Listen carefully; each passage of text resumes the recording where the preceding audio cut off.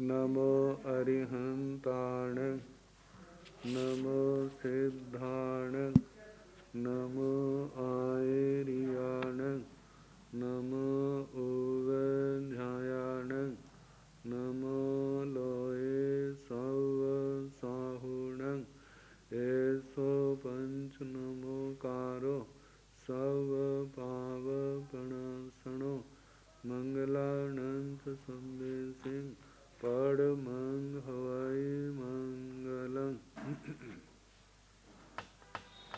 जिन शासन जिन वाणी सदा जयवंत हो, श्रवण संग सदा अविचल मंगल हो। मुक्ति को प्राप्त श्रमण भगवान महावीर स्वामी, उनकी परम पावन कल्याणी भागवती वाणी वाचक प्रमुख श्री इंदर भूति गौतमादि गणधर भगवंत जुग प्रधानाचार्य परम पूज्य श्री सुधर्मा स्वामी जी महाराज, उनकी परम पावन पाठ परंपरा वर्तमान आचार्य ध्यान योगी परम पूज्य श्री शिव मुनि जी महाराज एवं गुरुजन सबके पावन चरण सज्जों में मेरा अनंत अनंत बार वंदना नमस्कार। आगम परिषद में विराजमान वरिष्ठ मुनिराज, अन्य मुनिवृंद, परमादरणीय भगवती स्वरूपा महासाध्वियों जी, श्री सूत्र कीर्तांग सूत्र की वाचना प्रारंभ है। प्रथम स्कंध का 10वां अध्ययन समाधि सुनाना, कल सुनाना प्रारंभ किया था। 3 गाथाएं सुना चुके हैं। चौथी गाथा, सविंध्याभिनिबुडे पयासु चरे मुनि सब्बतो विपमुक्के, पासाहि पाणेय पुढो विसत्ते, दुखेण अट्टे परितप्पमाणे। सविंध्याभिनिबुडे पयासु, पयासु प्रजा, प्रजा से जहाँ पर स्त्री जाति का ग्रहण किया है।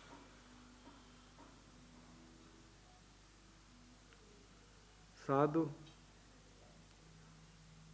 स्त्री जाति के प्रति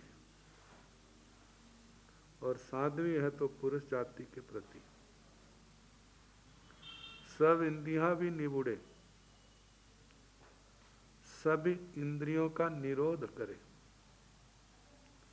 और जितेंद्रिय बने, इंद्रियों को जीतने वाला। साधु साध्वी की इसी में शोभा होती है। और देखा जाए जितेंद्रिय होने में ही साधु साध्वी का जीवन सफल है। यदि कषायों के ऊपर इंद्रियों पर निग्रह नहीं हुआ तो वो मोक्ष मार्ग पर बढ़ने में सफलता कैसे पाएगा। तो बताया सभी इंद्रियों को अपने बस में करके जितेंद्रिय बने, किसी भी निमित्त को पा करके अपने विकारों को अपने ऊपर हावी न होने दे, जागरूक रहे, सावधान रहे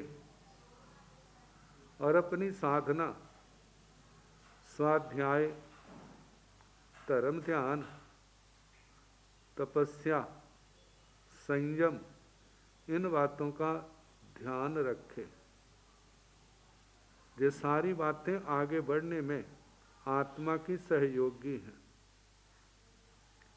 चरे मुनि सब तो विप मुक्के। मुनि मुनि सब तो विप मुक्के, सब प्रकार के परिग्रह से मुक्त, चाहे वे बाह्य परिग्रह है चाहे वे आभ्यंतर परिग्रह है, इन दोनों से मुक्त होना है। यदि परिग्रह को साधु साधुयां नहीं छोड़ते तो फिर सचमुच में ही परिग्रह अपने अर्थ को दिखाएगा। परिग्रह की व्युत्पत्ति जो है परिसमन्तात गृह्णाति, जो आत्मा को चारों ओर से पकड़ लेता है। जब पकड़ लेता है तो फिर अपने से दूर नहीं जाने देगा। जो आत्मा ने बहुत दूर का लक्ष्य रखा है, मैंने सिद्ध गति को जाना है, सिद्धालय मेरा धाम है, कहे वो धाम तभी बनेगा जब हम कर्मों से मुक्त होके जाएंगे। कर्मों के साथ जाएंगे तो अपना स्थायी निवास नहीं होगा। तो कर्मों से पूर्ण रूप से मुक्ति पानी है तो इस परिग्रह से छुटकारा तो पाना ही होगा। इससे छुटकारा पाए बिना आत्मा की सिद्ध गति नहीं है। तो कहा मुनि सब प्रकार से परिग्रह से मुक्त हुआ।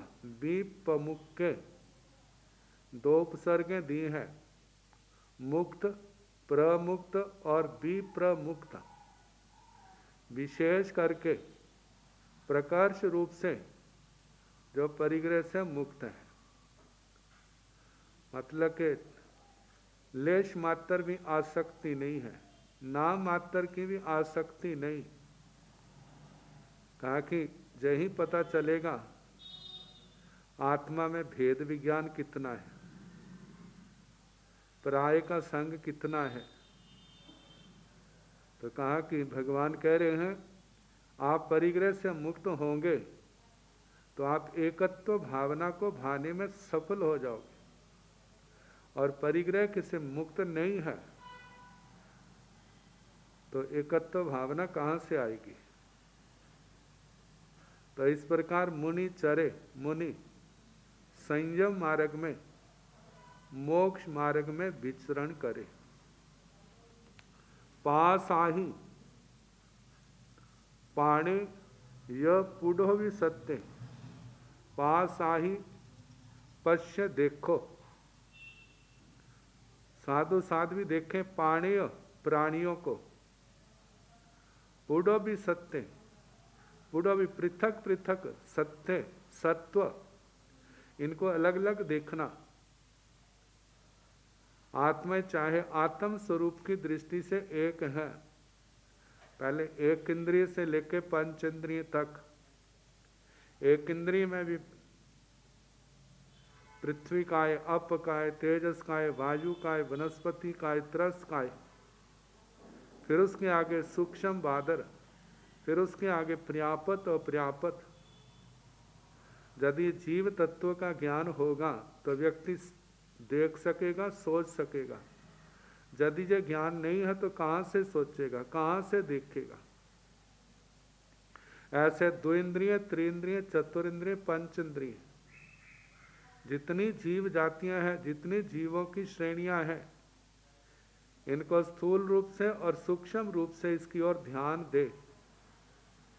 सब में आत्मा जो है वो हमारी आत्मा के समान है, इसलिए सबके प्रति अभयदान की भावना रखे। दुखेण अट्टे परितप माने, कहा कि जो परिग्रह के अंदर आसक्त है, इन जीवों की हिंसा करता है, तो उसके लिए कहा कि दुखेण अट्टे, वह अट्टे आरत पीड़ित, और दुखेण परितप माने, और दुख से संतप्त, परितप्त जो जीव जो है होता है। एक कहा कि ये जितने भी जीव हैं ये सारे आरत हैं, जहाँ पर आचार्य सूत्र में बताए अट्टे लोए जे पृथ्वी काय का लोक, अप काय का लोक, तेजस काय, वायु काय, जीव के हैं, आरत है, दुखी है। और कहा कि दुखेण परितप्प माने, जे दुख से क्या हो रहे, संतप्त हो रहे हैं। पास आही, इनको देखो और उनके प्रति यत्न का भाव रखो। और कहा कि यत्न का भाव नहीं रखेंगे तो एक दिन क्या होगा, जी आत्मा संयम से भ्रष्ट हो करके एक दिन गिरते गिरते इन्हीं स्थानों पर पहुंच जाएगा। कोई पृथ्वी काय में, अप काय में, तेजस काय में, वायु काय में, वनस्पति काय में, त्रस काय में, कोई विकलेंद्रियों में, कोई नरकों में, कोई त्रेंचों में, कहाँ कहाँ पर देखा जाए तो जितने जो जीव राशि है इनमें से कितने संयम से, यदि आगम की आंखों से देखा जाए तो ये सारे संयम से गिरे हुए। कोई ऐसा जीव नहीं है जिसने संयम नहीं पाला, संयम के अंदर आया नहीं, लेकिन आने के बाद गिर गए। जो गिर गए वो भटक रहे हैं इन स्थानों पर, जो नहीं गिरे वो जीव सिद्ध गति को पहुंच गए। तो कहा कि जो आत्मा को देखना है, कितना दुर्लभ अवसर हमारे को मिला है, इसे हमने सफल बनाना है। कैसे बनाएंगे, हम अपनी आसक्ति को कम करें परिग्रह से। जो परिग्रह की ओर ध्यान है, लोकेशना की ओर ध्यान है, जश प्रतिष्ठा की ओर ध्यान है, उस ओर से हटके हमारा ध्यान संयम और तप की निर्मलता के प्रति होना चाहिए। हमारे अंदर गिद्धि भाव समाप्त हो, हमारे अंदर हमारा समय स्वाध्याय में जाए, धर्म ध्यान में जाए, संयम तप की क्रियाएं करने में जाए। इन क्रियाओं में जाता है तो आत्मा का निरंतर आगे से आगे उत्थान होगा, विकास होगा। और यदि इन बातों की ओर ध्यान नहीं है तो आत्मा का तो पतन निश्चित ही है। अब आगे बताया जा रहा है, एतेषु बालेय पकुब्ब माणे आवट्टति कम्मसु पावयेषु अतिवायतो कीरति पाव कम्मं नियुंज माणेव करई कम्म। एतेषु बालेय पकुब्ब माणे, बाले बाल अज्ञानी जीव, जिसको जीव अजीव आदि का ज्ञान नहीं है, पुण्य पाप आश्रम संबर निजरा बंध मोक्ष इन तत्वों से अनभिज्ञ है। कहा ऐसा बाल व्यक्ति, एतेषु जे जो पृथ्वी काय आदि प्राणी है, पृथ्वी काय, आप काय, तेजस काय, वायु काय, वनस्पति काय, त्रस काय, इनके प्रति पकुब्ब माणे, इनको दंड देता है, इनको इनके प्रति इनको दुखी करता है, इनको पीड़ित करता है, इनके प्रति यत्न का भाव नहीं रखता, बचाने की भावना नहीं रखता।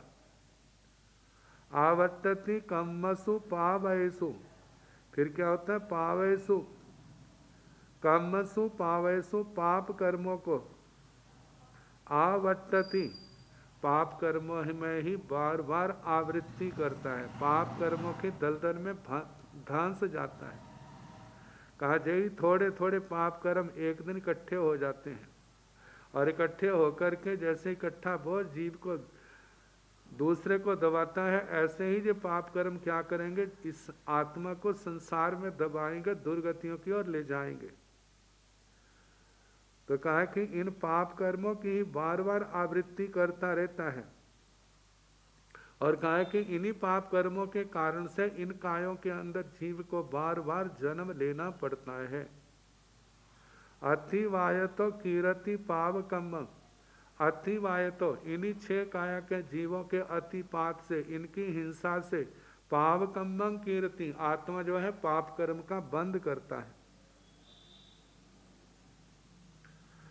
नियुंज मानेव करई कम्म, और जो एक तो स्वयं करता है, दूसरों को लगा देता है कि तुम ये काम करो, और दूसरे को ऐसे आदेश देता है जिस आदेश से प्रेरित होकर के वह सावध्य क्रियाएं करता है।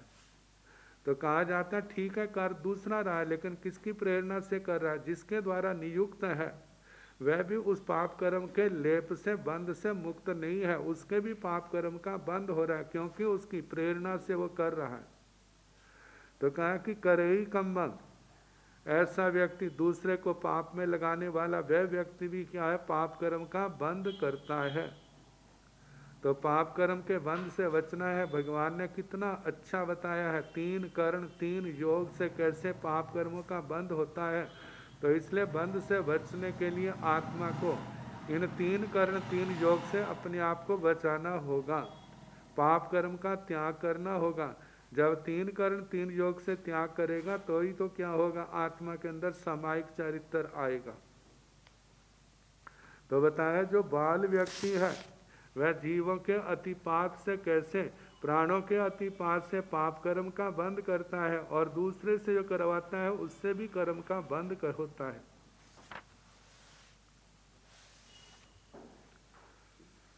छठी गाथा। आदीन वित्ति विकरे पावं, मनताउ एगंत समाहि माहु,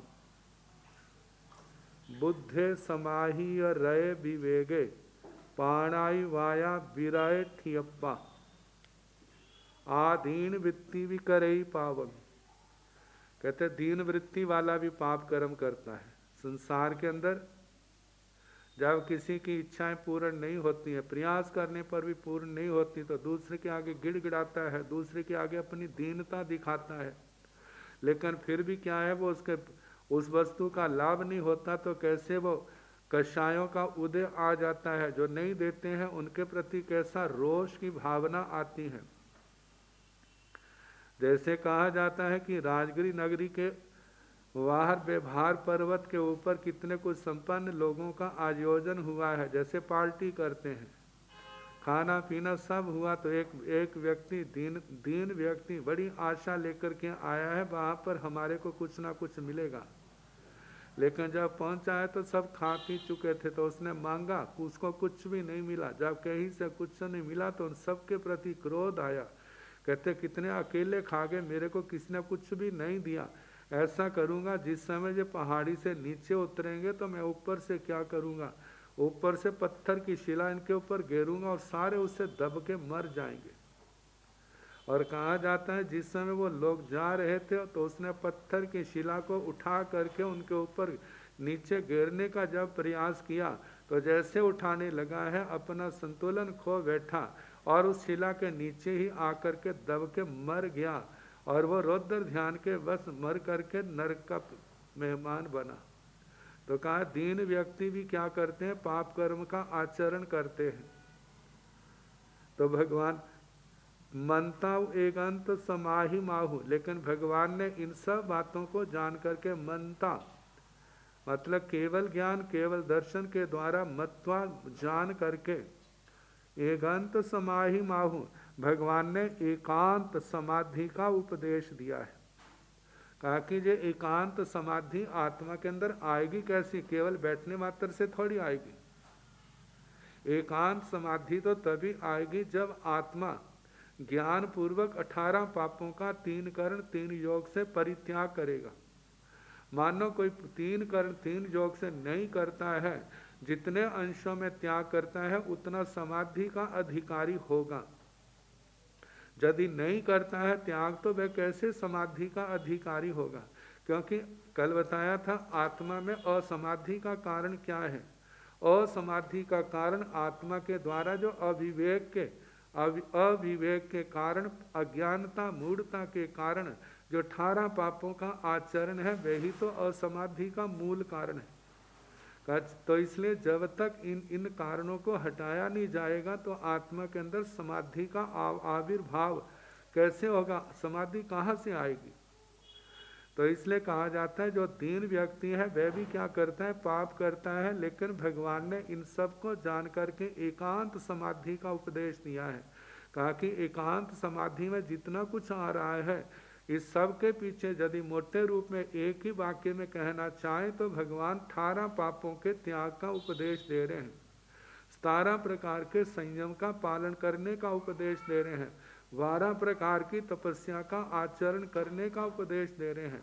और ये सारे कारण जो हैं, पाप का त्याग, संयम का पालन, तपस्या की आराधना जो है, ये सारे के सारे आत्म समाधि के हेतु हैं, आत्म समाधि के कारण है। जो इनको अपनाता नहीं है और इनको पाप को छोड़ता नहीं है, संयम तप की आराधना करता नहीं और समाधि की आराधना, समाधि की कामना करता है, तो उनकी कामना कैसे पूर्ण होगी?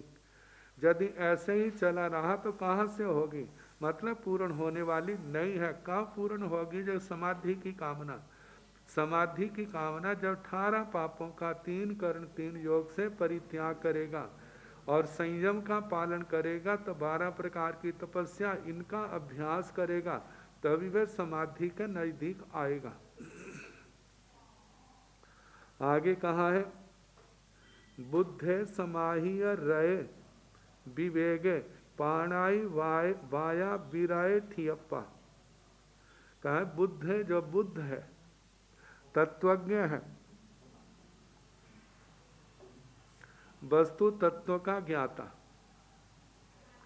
थियप्पा, थियप्पा का मतलब स्थित आत्मा, स्थित प्रज्ञ जिसको कहा जाता है, स्थित आत्मा।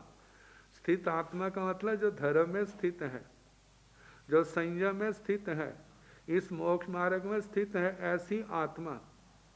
पाणाई वाया विरे, प्राणातिपात से विरत होवे,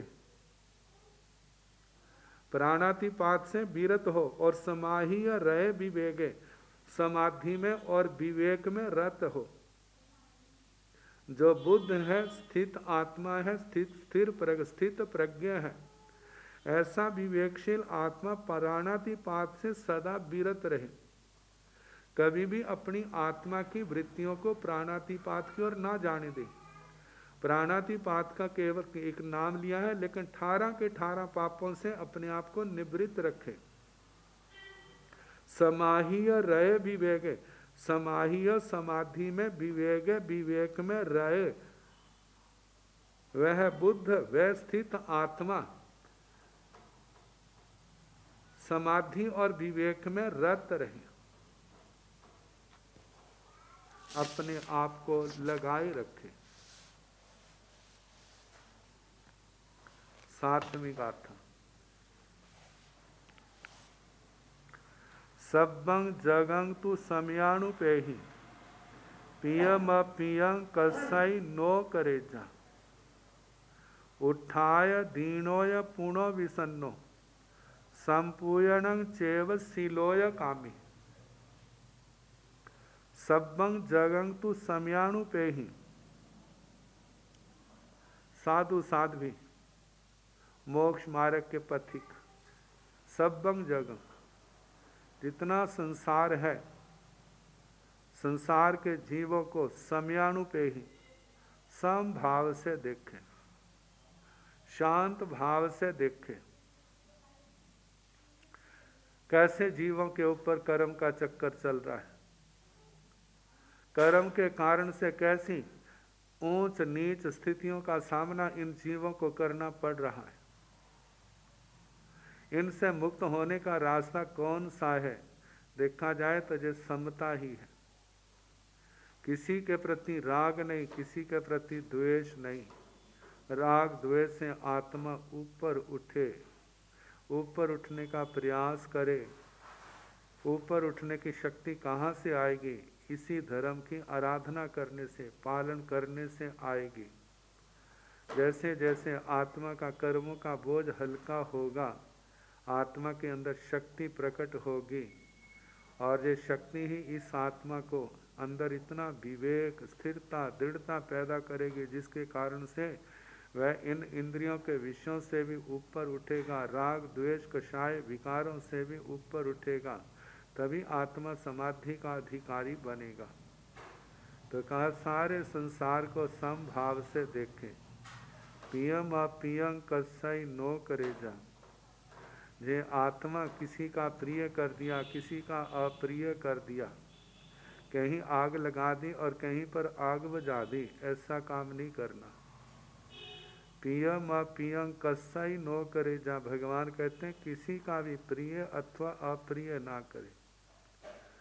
जहाँ पर प्रिय से मतलब ये है कि किसी को संसार के सुखों का योग करा दिया, भौतिक सुखों का, और किसी के भौतिक सुख नष्ट कर दिए। कहा आत्मा का प्रिय करना है तो वो ऐसा करे, उनको धर्म से जोड़े, उनके अंदर उपदेश के द्वारा ज्ञान पैदा करे, उन आत्मा को जो एहसास हो आत्मा का भला किस में है। हम पाप का त्याग करें और अपने जीवन में नियम व्रत संयम धारण करें।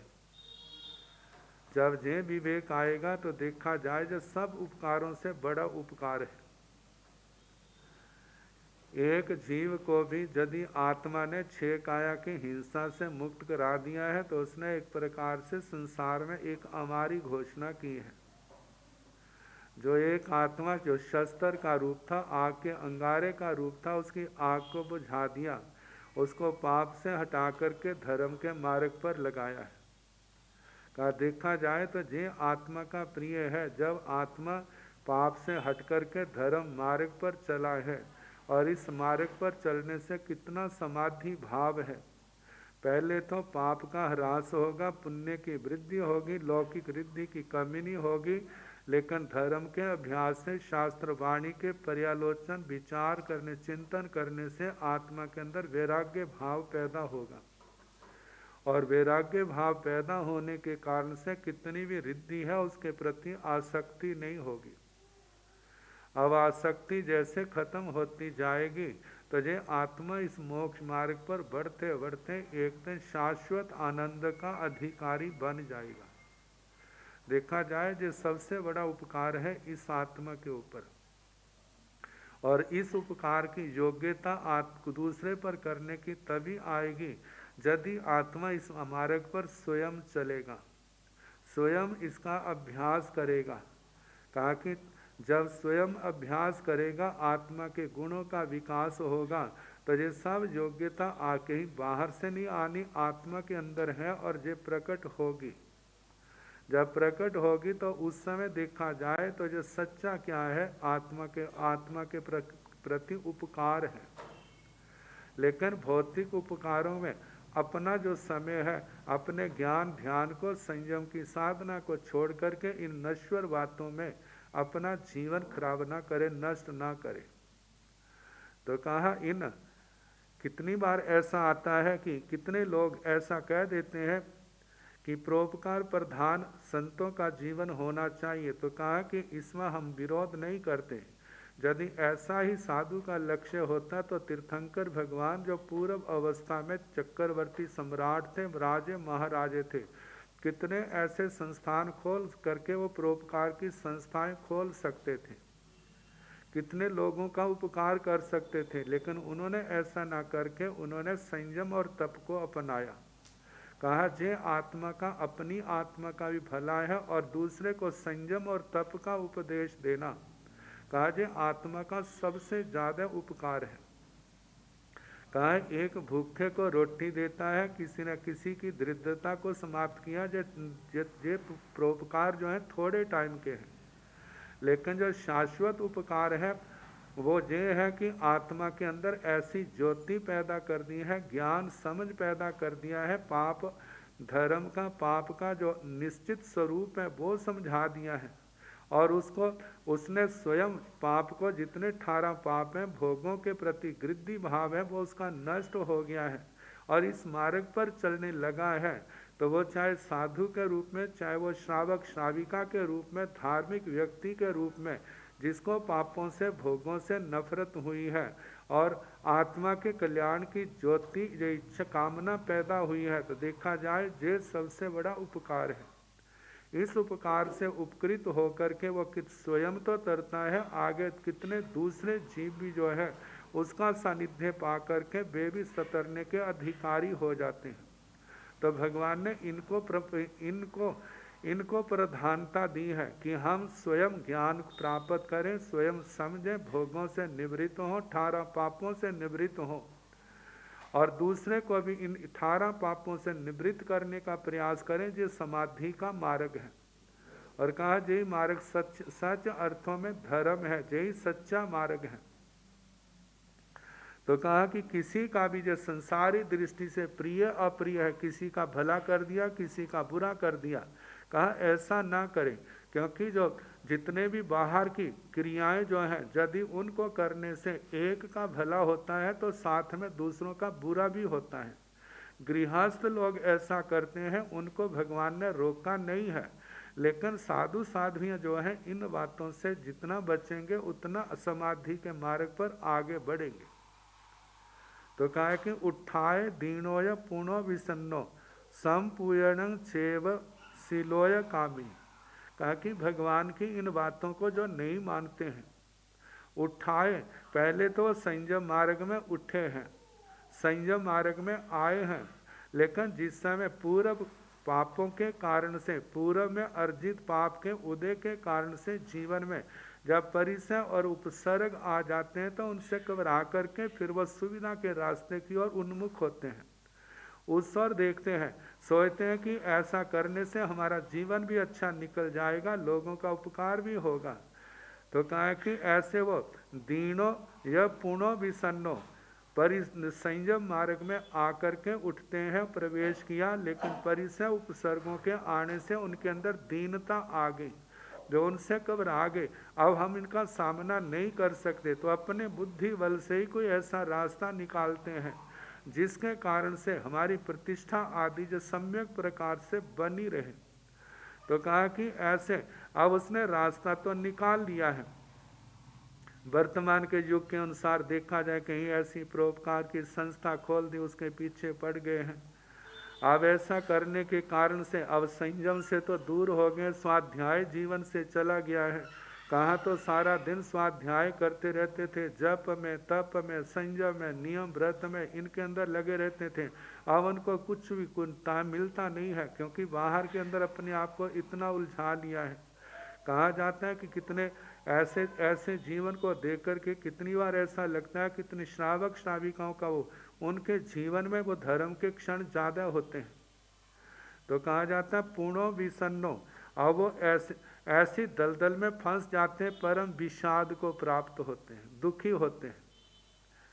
आगे कहा संपूर्ण चेव सिलोय कामी, और उसके बाद पूजा संपूर्ण, पूजा प्रतिष्ठा की भावना बढ़ जाती है, मेरी मान्यता बढ़े, मेरे को मानने वाले लोग ज़्यादा हों, और सिलोय कामी, और मेरी लोग प्रशंसा करें, वो इसके प्रशंसा की कामना, इस और उसका ध्यान चला जाता है।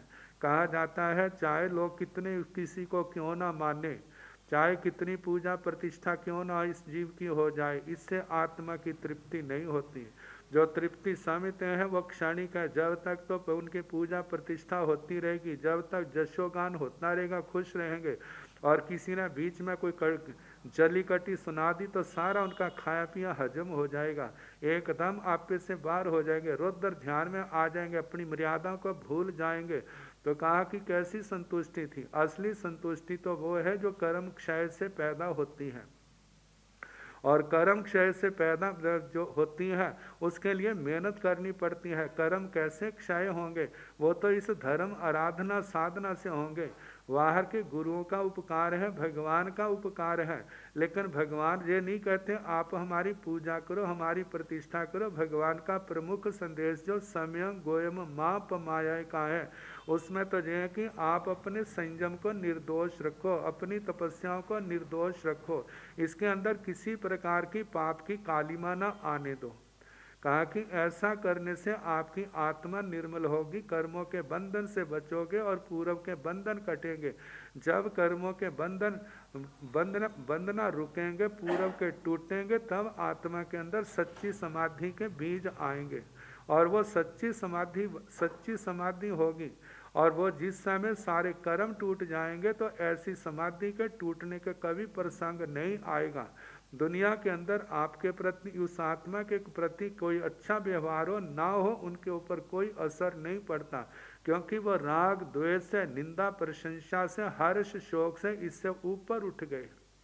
और ये तभी उठेगा जब आत्मा कर्मों के बंधनों से मुक्त होगा। कर्मों के बंधनों से मुक्त तभी होगा जब वो राग द्वेष से, विकारों से ऊपर उठेगा। राग द्वेष के जो विकार विकृतियां हैं, वासनाएं हैं, राग द्वेष है, कषाय है, ये सारे तब नष्ट होंगे जब कर्मों के बंधन टूटेंगे। कर्मों के बंधन तोड़ने का रास्ता जो है वो संयम तप का है, क्योंकि कहा है कि खविता पुब्ब कम्माई संजमेण तवेण सिद्धि मग्ग मणुपत्ता ताइणो परिनिबुड़ा, कि आत्मा जो है संयम और तप से कर्मों को क्षय करके इस सिद्धि मार्ग को प्राप्त हुए ताइणों छह काया के जीवों की रक्षा करने वाले परिनिबुड़ा परम समाधि मार्ग को प्राप्त होते हैं, निवृत्त होते हैं, सिद्ध गति को प्राप्त करने वाले होते हैं।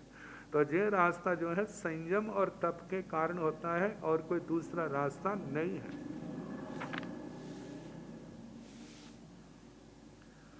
आहा कडं चेव निकाम मीणे नियामचार्य विसन्न मेसी इत्थिसु सत्यय पुडोय वाले परिगहं चेव पकुब्ब माणे। आहा कडं चेव निकाम मीणे, कहा जाता है जिस समय आत्मा का जीवन बड़ा निर्मल बन जाता है, संयम प्रधान होता है, तो उसको छोटे छोटे दोष भी बड़े लगते हैं और उन बड़े दोष उन छोटे छोटे दोषों को भी जल्दी निकालने का प्रयास करता है। अब भगवान का बीतराग मार्ग ऐसा जो बहुत ऊंचा मार्ग है, जो हर किसी की समझ आ जाए ऐसा नहीं है। तो कहा जाता है जहाँ पर आहार पानी के दोषों का बहुत ख्याल किया जाता है, विचार किया जाता है, हमारा आहार पानी क्या हो, शुद्ध होना चाहिए। वहाँ पर 9 कोटि का मतलब स्वयं आरंभ समारंभ करना नहीं, करवाना नहीं, करते को अच्छा जानना नहीं, स्वयं खरीदना नहीं, खरीदवाना नहीं, खरीदते को अच्छा जानना नहीं, स्वयं पकाना नहीं, दूसरे से पकवाना नहीं, पकाते को अच्छा जानना नहीं, ऐसे जो 9 कोटि से शुद्ध आहार हो। कहा कि ऐसा आहार जो करता है तो उनकी शुद्ध आहार किया जाएगा तो आत्मा शुद्ध क्यों नहीं होगी, उनके अंदर विवेक ज्ञान की ज्योति क्यों नहीं प्रकट होगी, उनके अंदर जीवन में संयम क्यों नहीं आएगा। लेकिन कहा जाता है आहार से ही काम क्या हो जाता है, जब आहार का विवेक खत्म हो जाता है तो उस समय जो है जो सारा का सारा काम बिगड़ने लग जाता है। तो कहा जाता है आहार शुद्धि जो है जो समाधि मार्ग के लिए बहुत आवश्यक है। तामसिक आहार ना हो, राजसिक आहार ना हो, सात्विक आहार हो, और वो भी क्या हो, निर्दोष हो। जैसे अपने आगम के अनुसार बताली दोषों से मुक्त हो, कहा है कि बताली दोषों से मुक्त होकर ले भी लिया है, लेकिन खाते समय जो 5 मांडले के दोष हैं उनसे भी क्या करना, अपने आप को बचाना। तो वह शुद्ध आहार जो है आत्मा की समाधि में पूर्ण सहायक होता है। तो कहा कि आहा कडं चेव निकाम मीणे नियामचार्य विसन्न एसु इत्थिसु सत्य पुडोय बाले परिगहं चेव पकुब्ब माणे। कहा कि जो आत्माएं अपने आहार का विवेक नहीं रखते, आहा कडं चेव निकाम मीणे, का आहा कडं आधा कर्मी आहार जो है, निकाम मीणे, निकाम मीणे का मतलब अत्यर्थम प्रार्थयते, आधा कर्मी आहार की जो अत्यंत प्रार्थना करता है, लालसा करता है, भावना रखता है, मेरे को ऐसा आहार मिलना चाहिए। नियामचार्य विसन्न, ऐसी नियामचारी जो आधा कर्मी आहार के लिए इधर उधर बहुत घूमता है, और कहा कि विसन्न में सी, जब ऐसे घूमता है तो वास्तव में विसन्न संयम पालन में वह शिथिल बन जाता है, कुशील इस स्थान को प्राप्त करता है। इत्थिसु सत्य पुडोय वाले, और कहा कि वह बाल, इत्थिसु सत्य पुरुष है तो स्त्री जाति में आसक्त, साध्वी है तो पुरुष जाति में आसक्त, मतलब अपने ब्रह्मचर्य के प्रति शिथिल हो गए, ढीले पड़ गए। कहा जे क्यों हुआ है, क्या कि इस आहार के कारण से। कहते हैं जब एक दोष आता है, व्यक्ति नहीं संभलता है, तो उसके साथ हजारों दोषों को आने का रास्ता मिल जाता है। जैसे कहा जाता है कि पुराने जमाने में मकान होते थे, एक ने चोर ने संधि भाग अंदर जाने का रास्ता बना दिया है, यदि उस रास्ते को पूर्ण ना किया जाए, भरा ना जाए, ठीक ना किया जाए, तो अनेक चोरों को आने का देखने का रास्ता मिल जाता है। ऐसे एक ही दोष जो है हजारों दोषों के आने का रास्ता बन जाता है। तो कहा कि इस प्रकार ये आधा कर्मी के कारण से कैसे कैसे दोष आने लगे हैं, कि साधु है तो स्त्री जाति में आसक्त, साधु है तो पुरुष जाति में आसक्त। कहा जे बिल्कुल साधुता के प्रति क्या है, काला कलंक है। तो साधक को इन बातों से सदा अपने आप को बचा करके रखना है। सत्य इत्थिसु सत्य पुडोय बाले, कहा वो बाल व्यक्ति जो इस प्रकार काम भोगों के अंदर आसक्त हो रहा है, उस और ध्यान दे रहा है। कहा परिगहं चेव पकुब्ब माने, वह स्त्री की प्राप्ति के लिए परिग्रह रखता है और क्या करता है, पाप कर्म करता है। पाप कर्म से अपनी आत्मा को मैला करता है। कहा जी सारा उपदेश जो है, जिस समय भगवान अपने सामने साधु साधुएं बैठे हैं तो उनको जो सुनाते हैं, कहते तुम समाधि की कामना करते हो, तुम अपना सब कुछ छोड़ करके इस मार्ग पर आए हो। कितनों ने अपने विकारों को शांत कर दिया है, लेकिन शांत के साथ उनको क्षय भी करना है। कहते हैं शांत किया है लेकिन खत्म नहीं किया तो वो पुनः निमित्त पा करके उदय में आ सकता है। और कहा इतना कुछ छोड़ना है, आपने त्याग किया है, इसकी पूर्ण सफलता तो तभी होगी यदि संयम मार्ग में आप पूर्ण उतरोगे। यदि संयम मार्ग में दोष लगाओगे तो आपका त्याग जो है वो अधूरा हो जाएगा, जो इतना कारगर नहीं होगा, सफल नहीं होगा। तो इतना आपने त्याग किया है, आप पूरे त्याग से, जैसे कहते हैं ना सिंह के समान उठे हैं तो सिंह के समान आगे चलो, निर्भय बन करके संयम। जिस उत्साह से आपने इस मोक्ष मार्ग को अपनाया है, उसी उत्साह से आप इस मोक्ष मार्ग पर गति करें। इसमें आपकी शोभा है, आपके कुल की शोभा है, आपके संग की शोभा है। जिस परिवार से आपने दीक्षा ली है उनको भी गौरव होता है कि हमारे कुल का जन्मा हुआ, कैसे वो मोक्ष में गया है, मोक्षगामी बना है, ऊंचे देवलोकों में गया है, कैसे उसने विशुद्ध संयम का पालन करके अपनी आत्मा का कल्याण किया है। एक का कल्याण होने से कितने जीवों को दुनिया के अंदर गौरव मिलता है। लेकिन ये तो होगा तभी यदि आत्मा अपने इस मोक्ष मार्ग में अप्रमत्त होगा, प्रमाद को छोड़ेगा। तो कहा कि इत्थिसु सत्य पुडोय बाले, तथा जो स्त्रियों में आसक्त रहता है, पुडोय बाले स्त्री के विलासों में अज्ञानी की तरह मुग्ध रहता है, परिगहं चेव पकुब्ब माने स्त्री की प्राप्ति के लिए परिग्रह रखता है, वह पाप कर्म करता है, अपने मार्ग से भटक जाता है। और कहा है ऐसे भटके हुए जीव नहीं संभलते हैं तो ऐसे बाण व्यंत्र, कोई बाण व्यंत्र बन रहा है, कोई भवनपति बन रहा है, कोई कुछ बन रहा है। आप जिनके नाम भी सुनना कहलाना अपने साथ जोड़ना नहीं चाहते तो बाण व्यंत्रों के नाम पिशाच, भूत, यक्ष, राक्षस, किन्नर ऐसा ही कहलाना पड़ेगा। इनसे मुक्त होना है। कहा कि ऊंचा स्थान तो जो अप्रमत्त है, जिनका संयम निर्दोष है, जिनकी साधना शुद्ध है, उन्हीं को शुद्ध स्थान मिलेगा। नहीं तो क्या कलेश प्रधान ही स्थान मिलेंगे, कहीं पर शांति इस आत्मा को नहीं मिलेगी। तो इसलिए हर समय मेरा धर्म ध्यान शुद्ध हो, मेरी साधना शुद्ध हो, मेरी साधना में किसी प्रकार का दोष ना आए, इस हर समय जागरूक रहना चाहिए। आगे बताया है बेराणु गिद्धे निचयं करेति इयो चुए से इह मठ दुर्गम तमहु मेहाबि समीख धम्मं चरे मुनि सब्बौ विप मुखे। बेराणु गिद्धे निचयं करेति, इस आत्मा का कितने जीवों के साथ वैर है, उसने मेरा बुरा किया, उसने मेरा बुरा किया, ऐसे देखने लगता है तो ऐसे कितने व्यक्तित्व सामने आ जाते हैं जिनके साथ वैर बंद है। कहा जिस समय उन लोगों का ध्यान आता है तो आत्मा के सोए कषाय भी जाग उठते हैं, और जब सोए कषाय जाग उठते हैं तो आत्मा में कितना असमाधि भाव पैदा होता है। भगवान ने हमारे को कैसी दृष्टि दी है, जिसने आपका बुरा किया है याद रखना आपने भी उसका बुरा किया होगा, इस जन्म में नहीं तो पूर्व जन्म में किया होगा। जैसे भगवान के जीवन में ही तो ऐसी घटनाएं घटी, यदि कानों में कीले ठोके गए हैं तो वो पूर्व जन्म का हिसाब बताया, कहाँ पर ये कर्म किया था।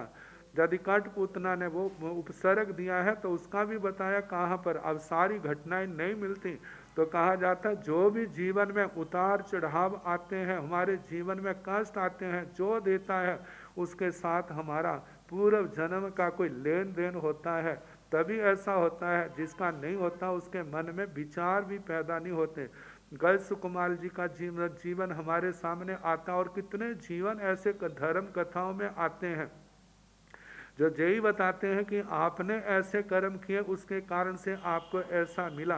तो इसी प्रकार जिसने हमारा बुरा किया, बुरा बोला, बुरा सोचा, उसके प्रति हमारे मन में बैर भावना आई, तो कहा आप जो सोचो मैंने पूर्व जन्म में इसका कितना हो सकता है इससे भी ज़्यादा बुरा किया हो। और ऐसा सोच करके यदि मैं अपने दिल में वैर की गांठ बांध के रखता हूँ तो ये गांठें कैसी होंगी? जैसे आजकल के युग में शरीर में एक गांठ भी पैदा हो जाए तो व्यक्ति का खाना पीना सब क्या हो जाता है, फिक्का पड़ जाता है।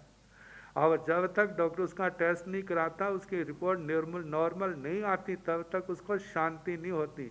और जैसे डॉक्टरों के पास जाते हैं और एक गांठ में ही कोई ऐसा कैंसर आदि का जीवाणु पाया गया तो उसके जीवन की सारी आशाएं खत्म हो जाती हैं। कहा जे एक गांठ इतनी भयानक हो सकती है हमारे शरीर की, तो हमारे आत्मा के अंदर जो बैर विरोध की गांठें हैं, वो मेरा शत्रु है, वो मेरा शत्रु है, ये कहाँ समाधि आने देंगे। तो इसलिए समाधि पाने के लिए भगवान ने कितना अच्छा सूत्र दिया। कहा खामे में सभ्य जीवे सभ्य जीवा, खामे में सभ्य जीवे सभ्य जीवा खमंतु में। इस बैर विरोध को खत्म करने के लिए मैं सब जीवों को क्षमा करता हूँ और सभी जीवों को सभी जीवों से क्षमा मांगता हूँ। सारे मेरे को क्षमा करे, मेरा सबसे मैत्री भाव है, मेरा किसी से वैर नहीं है। तो कहा जाता है कि वैर भाव समाधि के लिए भयानक है, समाधि खत्म करने वाले हैं, आरत ध्यान रौद्र ध्यान के कारण है। इसलिए इनको खत्म करने का भगवान ने उपदेश दिया। लेकिन जो भगवान के इन वाक्यों को नहीं सुनता, सुना है तो उस पर ध्यान नहीं देता, तो क्या है, बैरानुगिद्ध है। वो बैर भाव में अनुगृद्ध है। बैर, उसने बैर को बांध रहा है, उसको छोड़ता नहीं है। तो क्या करता है ऐसा व्यक्ति? निचयं करेति का पाप कर्म का संग्रह करता है, कर्मों को गाढ़ा करता है।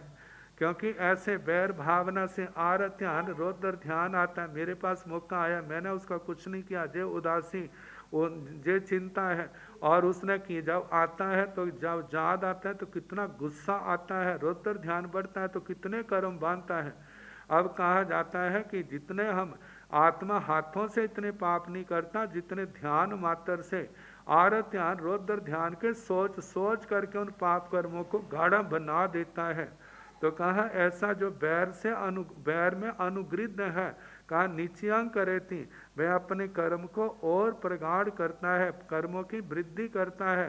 इयो चूहे से इह मठ दुग्गं, जब वह इस भाव से च्यवित हो जाता है। इयो चूहे, जहाँ से च्युत हुआ, जहाँ से पतित हुआ, इस भाव से भ्रष्ट हुआ। कहने वाले को तो कह देते हैं जो स्वर्गवासी हो गया है, लेकिन जिसके कण कण में एक एक प्रदेश में ऐसा जहर भरा पड़ा है, उसकी गति कहाँ से सदगति होगी। तो कहा यह मठ दुर्गम, इस लोक में भी उसको क्या होती है, और शांति होती है, और मरने के बाद भी वो क्या है, दुर्गति में जाने वाला होता है। तो इसलिए ऐसा जान करके तम्बाहु मेहाबी समीख धम्मं, तम्हा इसलिए वो मेहाबी मेधावान बुद्धिमान, कहा बुद्धिमत्ता इसी में है कि इन सब में विवेक रखे। जिनकी इन बातों को समझा नहीं है, केवल संसार की बातों में तो बड़े तीक्ष्ण बुद्धि वाले हैं, धर्म की बातें नहीं समझी, तो कहा कि तुम्हारा बुद्धिमत्ता फिर किसी काम की नहीं है।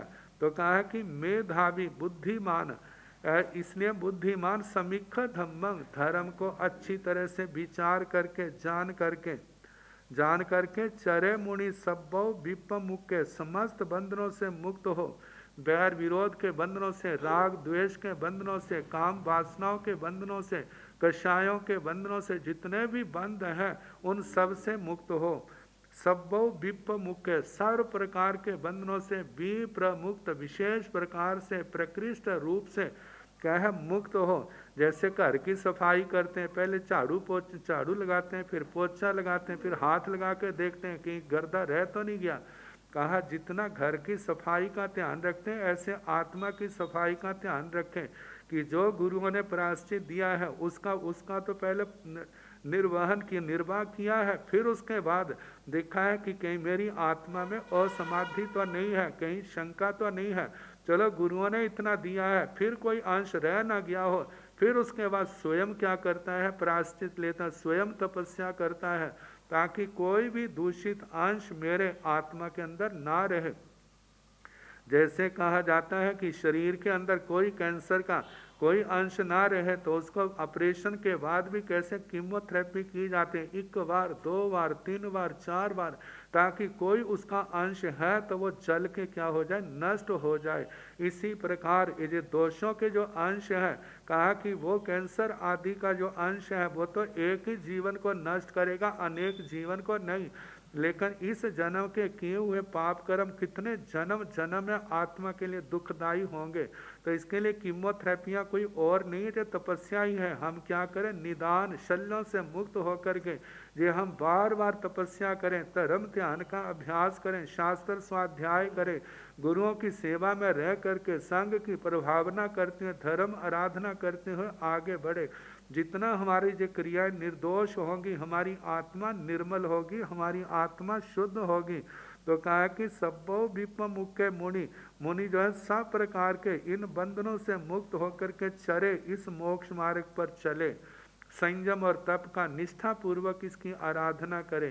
कहा गुरुजन भगवान आपको मार्ग दिखाते हैं, वो प्रेरणा देते हैं, आपका प्रोत्साहन करते हैं, लेकिन संसार पार तो तभी होगा यदि आत्मा संयम और तप की शल्यों से मुक्त होकर के आराधना पालना करेगा, तभी संसार से उद्धार होगा, अन्यथा नहीं। तो आत्मा समाधि के अधिकारी बने तो ये पावन उपदेश भगवान का आत्मा के लिए अनंत उपकारी है। इसको हम अपने जीवन में लाएं, ध्यान में रखें, और जितना ध्यान में रखेंगे समाधि की ओर बढ़ते जाएंगे। अब इसके आगे जो और वर्णन आएगा फिर जैसे समय होगा सुनाने का प्रयास किया जाएगा। तो पहले जो आज शनिवार है, सागर मुनि जी का पत्र आया है, उन्होंने 3 प्रश्न पूछे हैं। पहले तो उन्होंने कहा है कि परमाधामी देव नारकी जीवों को महाभयंकर वेदना मारणांतिक कष्ट देते हैं। कोई मनुष्य यदि किसी दूसरे जीव जात जीवों को ऐसी वेदना या कष्ट देता है तो नरक में जाने योग्य कर्मों का बंद कर सकता है, कर सकता है, क्योंकि परमाधर्मी देव तो नरकायु का बंद नहीं कर सकते। तो उनकी आगामी गति क्या होती है, कृपया समाधान करें। गति तो अच्छी नहीं होती। मानो वह मनुष्य भी बन जाए, मनुष्य बनने की संभावना कम होती है, त्रियंश बनने की संभावना ज्यादा होती है। तो कहा जाता है ऐसे बड़े प्रगाढ़ कर्म तो बांधते हैं, वहां से निकल करके मनुष्य बन गए, त्रियंश बन गए। कहते हैं दुख जो है असाता वेदनियों को लोग ज्यादा भयानक समझते हैं, असाता ना हो, लेकिन असाता वेदनी से भी ज्यादा भयानक जो है तो वो मौनी कर्म है, जिसके कारण से मानो ज्ञानावरणी कर्म का क्षोभम है।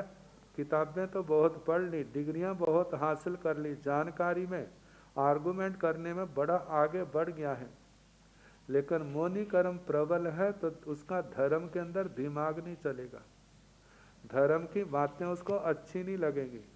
अपनी बुद्धि की तीक्ष्णता के द्वारा वह अपने पाप का ही प्रोत्साहन करेगा, पाप की अनुमोदना करेगा, पाप का समर्थन करेगा। और कहा कि ऐसा करने के कारण से वो कितने नए पाप कर्मों का उपार्जन करेगा।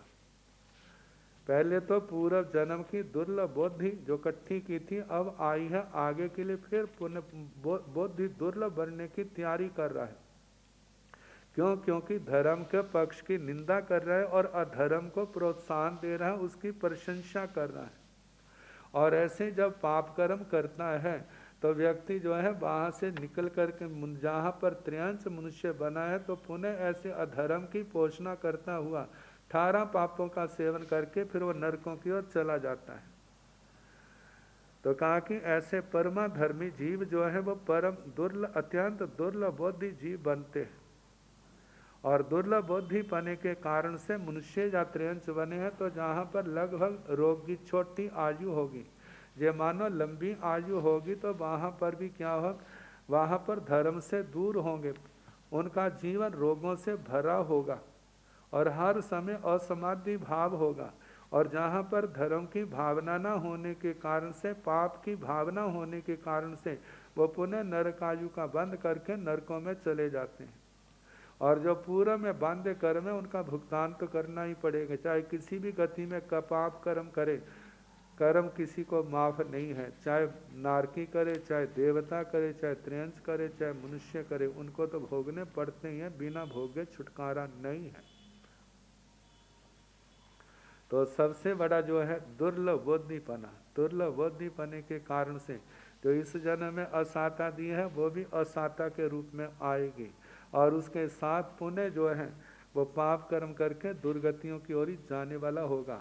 लेकिन कहा जाता है मिथ्या दृष्टि सारे एक समान नहीं होते, उनमें कोई हल कर्मी भी होते हैं, उनमें है तो मिथ्या दृष्टि है, लेकिन मिथ्या दृष्टियों की अनगिनत श्रेणियां बन जाती हैं, उनमें भी कई बड़े करुणाशील होते हैं।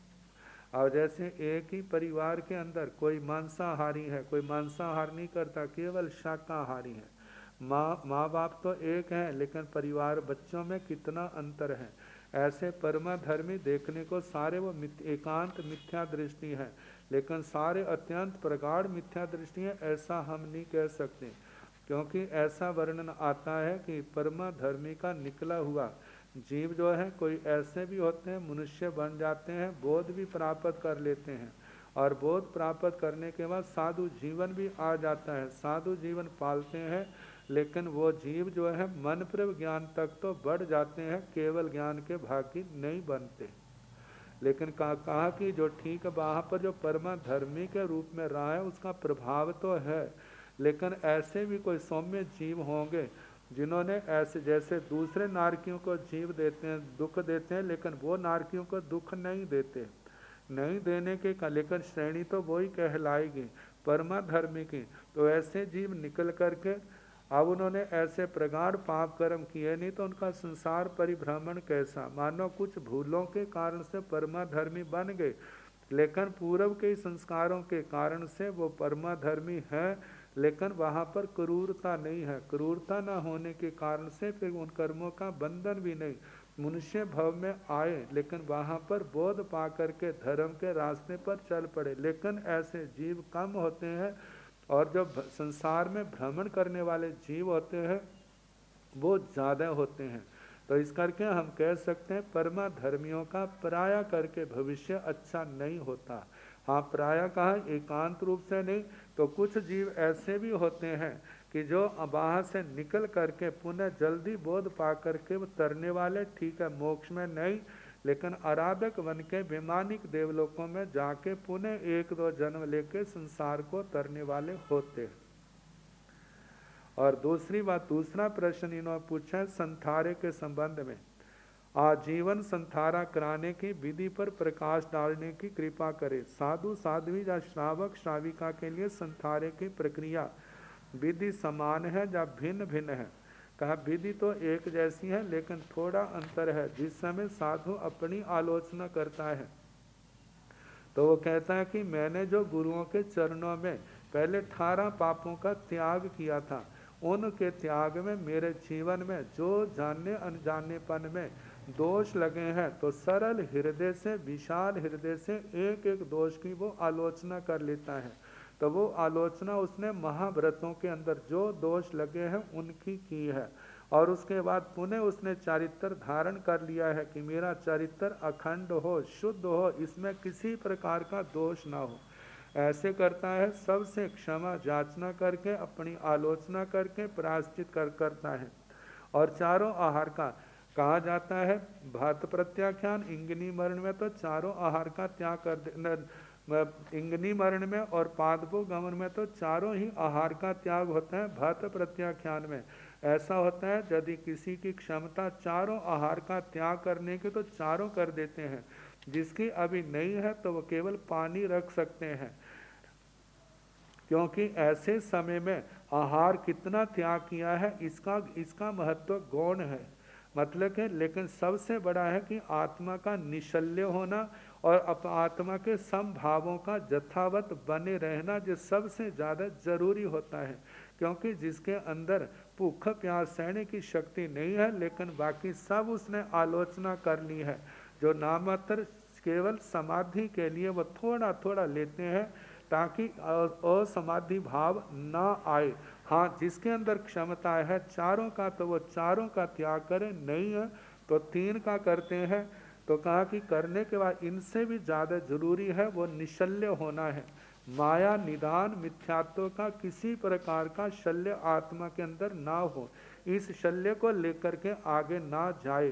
कहा जे शल्य आत्मा को विराधक बना देते हैं। जैसे अभिची कुमार का एक केवल उदायन के प्रति जो रोष था, उसकी क्षमा याचना नहीं की थी, जिसके कारण से वो विराधक बन गए। बाकी सब से कर लिया, लेकिन थोड़े से दोष ने भी क्या कर दिया, जानते हुए उसने अपन